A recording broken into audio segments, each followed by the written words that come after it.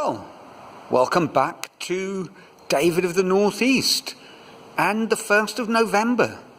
Funny sort of month, November. When I used to work at schools, it was tricky because you had all this constructive time and yet you were counting down the days and sort of wishing yourself towards Christmas and a well-earned holiday break. And I think that's a trap we can all fall into, where we wish our lives away. And this project, I guess one of the advantages is I'm able to measure the time a little more effectively. I can, for example, tell you that I have now spent 79 days and 329 and a half hours working on this head study. And just having those numbers to play around with kind of is a measure of progress and improvement, or lack thereof. And also these videos serve that purpose. You know, before making today's short film, I had a quick look at Series 2, Episode 13. And I could see that the head hasn't changed very much, or rather the face hasn't changed very much. I had the ears on, I took them off, I'm putting them back on again, and this month has really been spent working on this neck.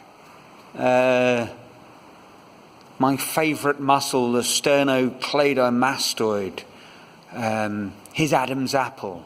Trying to get things a little tighter on the jawline, and realizing that for all my best efforts, getting the ears in the right place at the moment is a sort of,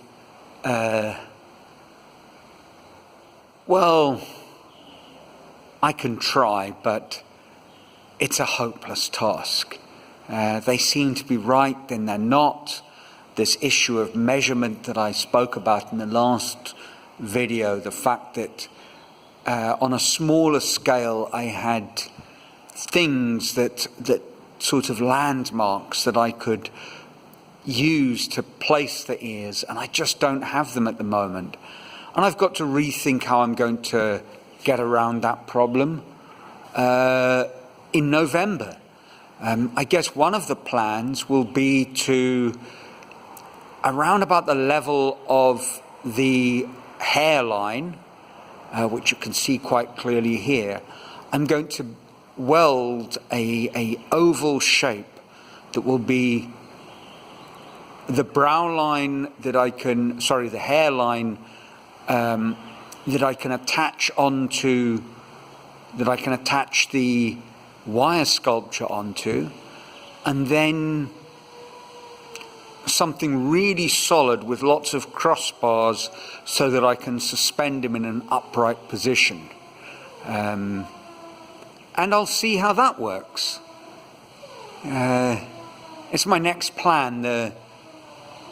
The line running from the corner of the two eyes helped a little bit, but in the end it's just not enough information. And what I need to be able to do is suspend him in a way that fixes the temporal planes, the side planes.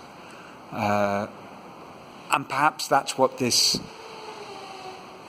oval, this welded metal oval, will enable me to do. So that's something I'm going to do, not today.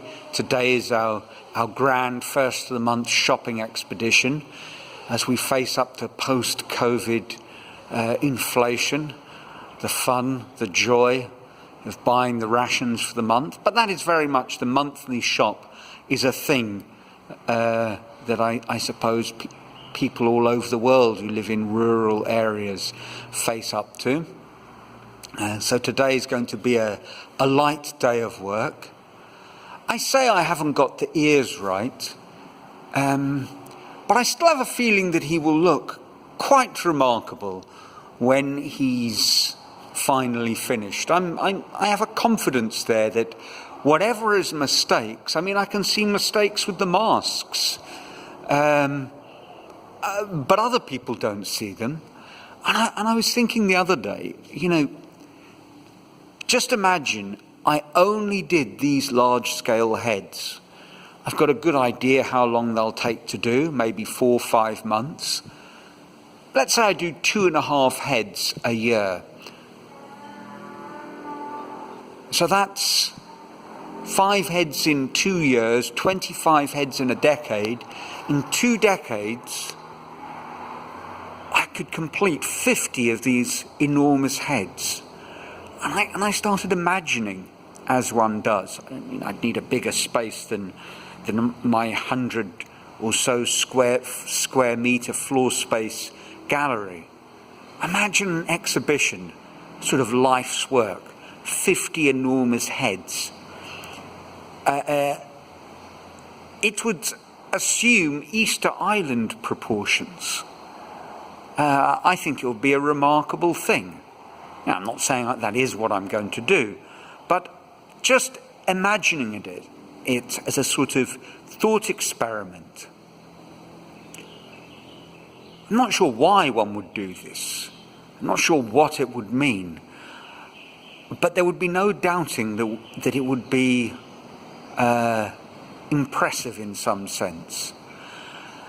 And I think that's the difficulty, coming back to what I was saying at the beginning of this film, that's the difficulty of our monthly building up to the year-end sort of calendar-driven marking of time.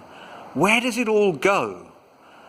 And I think this is the point of these large-scale projects, that if you can kind of build up to something big, and then put those together, curate them as a body of work that means something, that stands for what you did, well, it becomes very interesting. I mean, that's why schools sort of function, because in the end it's about the children. Well, it should be, obviously. I don't think it always is. But it certainly should be about the children. And in the end, you see these children at international schools, certainly, who come in when they're 3 and graduate sort of 14, 15 years later. And they have a ceremony and they talk about their journey from 3 or 4 years old to 18. And the progress is remarkable. And it's exciting and it means something. You've been part of something that was a long journey worth undertaking. And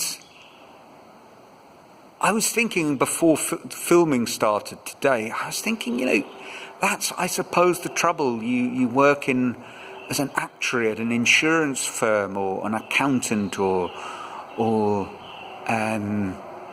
doing some sort of government job.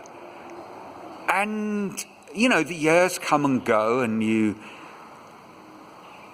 accumulate effort. But where did it all go? What does it amount to?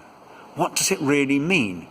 David Graeber, the late, quite controversial London School of Economics professor and writer of, I believe the book might even be titled Bullshit Jobs. He talks about that as the sort of malaise of the modern world, the kind of middle-class person doing a job that really doesn't need to be done. Now, of course, you don't need to make 50 large heads, but if one does and one looks at it, it would at least be something to look at. It would be interesting, and perhaps, I hope, there would be a sense of progression, and the things that I'm doing will in some sense end up being inspiring or at the very least incredible to look at. Now, that may sound